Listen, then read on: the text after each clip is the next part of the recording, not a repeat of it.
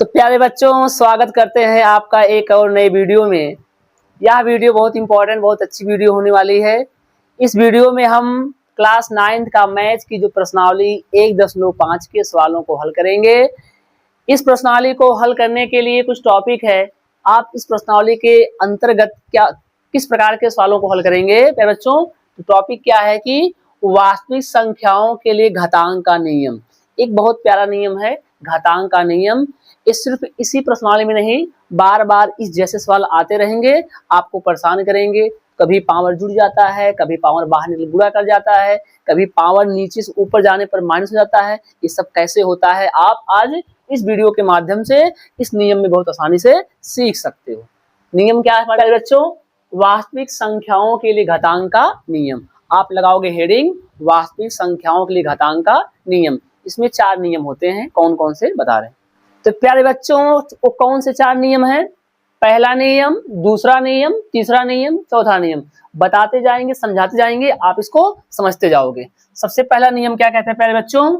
सबसे पहला नियम घातांक का होता है कि यदि a की पावर m डॉट a की पावर n लिखा हो, उसको कैसे तोड़ा जाएगा, इसे कैसे हल किया जाएगा। बीच में किसका चिन्ह है? ये डॉट है। यहाँ दशमलव मत सुनना, डॉट का अर्थ होता है गुणा करना। जब दो संख्याओं को आपस में गुणा करना हो, गुणा ना लिख पाओ तो उसको डॉट से भी लिखा जा सकता है। जैसे लिखा जाए 3.2। ये 3.2 नहीं लिखा है बच्चों, ये थोड़ा ऊपर लिखा जाता है 3.2। इसका मतलब क्या होता है? 3 का 2 में क्या करना है? मल्टीपल करना है। कहोगे 6 आ जाएगा। तो यहाँ भी क्या है? डॉट, मतलब गुणा करना है। तो पहला नियम क्या कहता है कि जैसे a की पावर m इंटू, डॉट को इंटू भी कहते हैं, a की पावर m इंटू a की पावर n, इसी को कैसे हल किया जाएगा? सबसे पहले आप जानो क्या है कि एक बनेगा आधार। एक क्या बनेगा? एक बनता है आधार। आधार किसे कहते हैं? और एक इस आधार के ऊपर जो कुछ भी संख्या लिखा जाए उस संख्या को घात कहते हैं। तो प्यारे बच्चों, जब कोई दो संख्या इस प्रकार लिखी जाए कि संख्या के ऊपर संख्या लिखा जाए, तो जो पहली संख्या लिखा जाएगा उसको कहते हैं आधार, इंग्लिश में कहेंगे बेस। और जो ऊपर लिखा जाएगा उसे कहेंगे घात, इंग्लिश में क्या कहेंगे? पावर कहेंगे। यहाँ बेस होता है, यहाँ पावर। इसी नियम को लगाओगे, आंसर आता चला जाएगा। तो पहला क्या है? a की पावर m इंटू a की पावर n। यहाँ आधार क्या है? कहोगे a। इसका आधार कितना है? a। इसका आधार कितना है? a है। इसकी पावर कितना है? m। इसकी पावर कितना है? n। बताओ a क्या सेम संख्या है? सेम संख्या है। तो यहाँ क्या लगेगा? आधार समान है। पावर देखो, पावर क्या है? एक पावर m है, एक पावर n है। तो क्या पावर सेम एक ही पावर है? क्योंकि नहीं, अलग अलग पावर है। एक पावर m है और एक पावर n है। तो कहने का अर्थ क्या है कि जब प्यारे बच्चों आधार समान हो और घाते अलग अलग हो और गुणा करना हो, तो घातों को क्या करना? आपस में जोड़ देना। तो नियम क्या बन जाएगा? a की पावर m इंटू a की पावर n। जब आधार समान हो, आधार वही रखोगे और पावर को आपस में क्या कर दोगे? पावर को आपस में ऐड कर दोगे, जोड़ दोगे। यही कहता है पहला नियम। a की पावर m इंटू a की पावर n बनेगा a की पावर m प्लस n। हमें उम्मीद आपको समझ आ गया। एक क्वेश्चन में देख लेते हैं इस पर क्वेश्चन तुरंत देखते हैं। जैसे यदि 2 की पावर 3 आ जाए, क्या मिल जाए? 2 की पावर 3 इंटू 2 की पावर 2 आ जाए। हमें इसे क्या करना है? हल करना है। तो हल कर देंगे, क्या दिक्कत है? यहाँ पर आधार क्या है? 2। आधार क्या है? 2। आधार सेम है, सेम है, आधार वही लिखा जाएगा। और पावर क्या करेंगे? आपस में ऐड कर देंगे, जोड़ देंगे। तो 3 और 2 को जोड़ोगे 5 आ जाएगा। बच्चों कितना आएगा? 2 की पावर 5। इसका ये क्या है? आंसर। इसका जब प्रसार करोगे 2 का आपस में 5 बार गुणा करोगे, 2 गुणे 2 गुणे 2 गुणे 2, ऐसे बनेगा 32। इसका आंसर आ जाएगा 32। ये भी सही, 2 की पावर 5। तो हमें उम्मीद आप पहला नियम अच्छे से सीख चुके होंगे। नियम क्या है कि जब आधार समान हो, गुणा करोगे, घातें आपस में जुड़ जाती हैं। बस इतना ही नियम। अब देखो दूसरा नियम क्या कहता है। दूसरा नियम क्या है बच्चों? इसका दूसरा नियम कहता है, पहले पढ़ो क्या है कि a की पावर m, फिर ब्रैकेट लगा हुआ है, फिर उसकी पावर n। इसको पढ़ेंगे कैसे? a की पावर m पूरे की पावर n। यहाँ पर पावर के ऊपर पावर लगा हुआ है। इसका नियम क्या होता है कि जब कोई पावर ब्रैकेट के अंदर से उसको बाहर ले जाओगे, तो बाहर ले जाने के बाद बाहर जो भी पावर या घात हो उसी का आपस में गुणा कर दो। नियम सिंपल। जब किसी पावर को ब्रैकेट के अंदर से बाहर ले जाओगे तो बाहर वाले पावर में गुणा करना पड़ेगा। तो गुणा करना पड़ेगा, क्या बनेगा, यहाँ बनेगा a की पावर और बाहर क्या ले जाओगे, बाहर कौन है, बाहर है n और अंदर कौन था m को बाहर लेकर क्या कर देंगे, गुणा कर देंगे। तो बन जाएगा a की पावर m इंटू n। इसका क्या है, इसका ये रूल है। दूसरा नियम कहता है जब किसी पावर को ब्रैकेट के अंदर से बाहर ले जाना तो बाहर वाले पावर में गुणा कर देना। इसका कैसे लगाया जाएगा, देख लो। जैसे मान लें कि 5 की पावर 2 लिखा है, क्या लिखा है, 5 की पावर 2 लिखा है। अब पूरे की पावर मान लेते हैं कि 1/2 लिखा है, क्या लिखा, पूरी पावर 1/2। तो 5 की पावर 2 और पूरे की पावर 1/2। इस नियम को लगाओगे आंसर आ जाएगा। आंसर कैसे आएगा, 5 लिखना फिर ब्रैकेट लगा देना, बाहर पावर कौन सी है 1/2, उसको नहीं चेंज करना 1/2। अब लगाओ नियम क्या कहेगा, इस अंदर वाली पावर ब्रैकेट के अंदर की जो पावर है उसको जब आप बाहर ले जाओगे तो बाहर वाले पावर में क्या करोगे, बाहर क्या दिया, बाहर हम जाके गुणा कर दिया है, तो ये भी 2 क्या करेगा, बाहर जाके गुणा कर देगा। और जब गुणा करोगे तो ये अंश है हर है, आपस में कट जाएगा। तो बन जाएगा 5 की पावर 1 और 5 की पावर 1 कितना होता है 5। आंसर कितना आ जाएगा, 5 आ जाएगा। तो क्या दूसरा नियम समझ आ गया, हमें लगता आ गया दूसरा नियम। अब देखते हैं तीसरा नियम। तो बच्चों इस वीडियो में हम क्या करेंगे, इन 4 नियम को अच्छे समझ लेंगे और इसके अगली वीडियो में इस प्रश्नावली के सवालों को आसानी से हल कर लेंगे।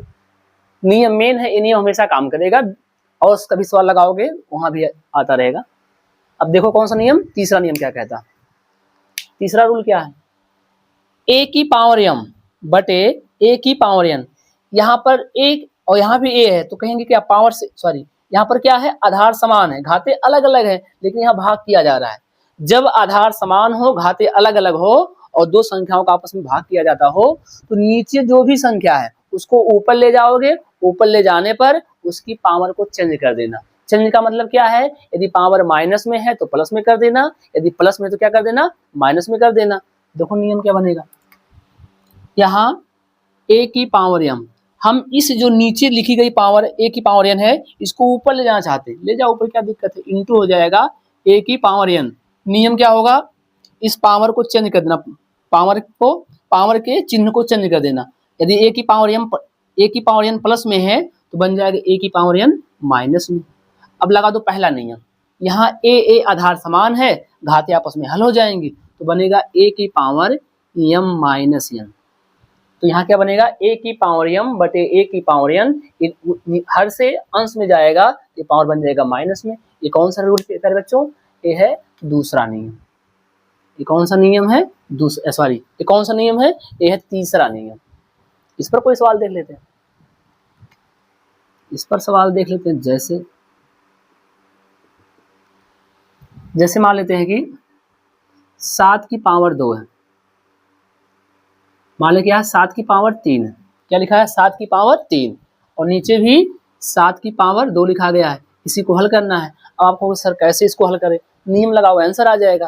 कैसे हल करेंगे, 7 की पावर 3 इंटू इस 7 की पावर 2 को नीचे से ऊपर ले जाओगे तो नियम क्या कहता है, जब किसी संख्या को हर से अंश में ले जाओगे तो पावर क्या करना, पावर का चिन्ह बदल देना। यहाँ +2 है तो क्या बन जाएगा 7 की पावर -2।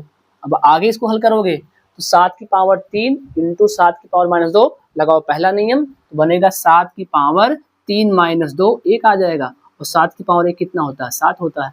ये यहाँ पे किसका, तीसरे नियम पर आंसर। अब एक और बच रहा नियम, उसको देख लेते हैं आसानी से। नियम क्या है चौथा, ये भी बहुत अच्छा नियम है। a की पावर m, पहले पढ़ना सीखो मैथ में, a की पावर m इंटू b की पावर m। यहाँ पावर सेम है, आधार अलग अलग है, और पहले में क्या था, आधार सेम था, पावर अलग अलग था। यहाँ पावर सेम है, आधार क्या है अलग अलग है। जब पावर सेम हो, आधार बेस जो है अलग अलग हो तो क्या करेंगे देखते हैं। तो कुछ मत करना पड़ेगा बच्चों, सिर्फ आधार का आपस में गुणा कर देना और पावर को सेम रखना।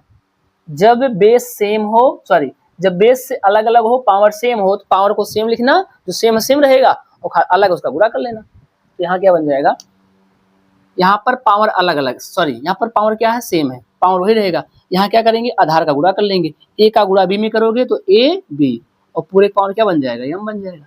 जब पावर सेम तो पावर वही रहेगा, नहीं बदलेगा, आधार का आपस में गुणा कर लेना, बन जाएगा ab की पावर यम। इस पर कोई क्वेश्चन देख लेते हैं। इस पर देखते हैं, जैसे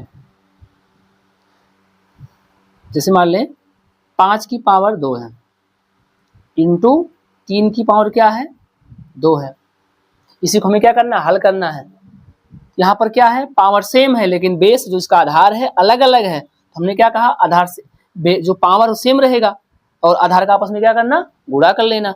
यहाँ क्या कर देंगे बच्चों, 5 का गुणा करोगे 3 में तो 5 3 आई 15 बन जाएगा। उसकी पावर सेम वही क्या 2। तो आंसर आएगा 15 की पावर 2, जो कि कितना होता है 15 गुणा 15 225 होता है। तो प्यारे बच्चों, प्रश्नावली 1.5 को हल करने के लिए 4 नियम आपकी एनसीईआरटी किताब में दिया गया था। हमने 4 नियम को बहुत ही आसान तरीके से एक्सप्लेन किए हैं। आपको समझ में आ गया होगा। अगर समझ में आ गया, इसके प्रश्नावली के सभी सवालों को उड़ा दोगे आराम से, कोई दिक्कत नहीं होगा। तो प्यारे बच्चों, इस वीडियो में बस यहीं तक हमने नियम सीख लिया है। इसके अगले वीडियो में हम इस नियम पे जो भी प्रश्नावली 1.5 है उसके सवालों को बहुत ही आसान तरीके से लगाएंगे। प्यारे बच्चों, इस वीडियो में बस यहीं तक। मिलते हैं नेक्स्ट वीडियो में नेक्स्ट टॉपिक के लिए। तब तक के लिए बाय बाय, ख्याल रखिए, पढ़ते रहिए।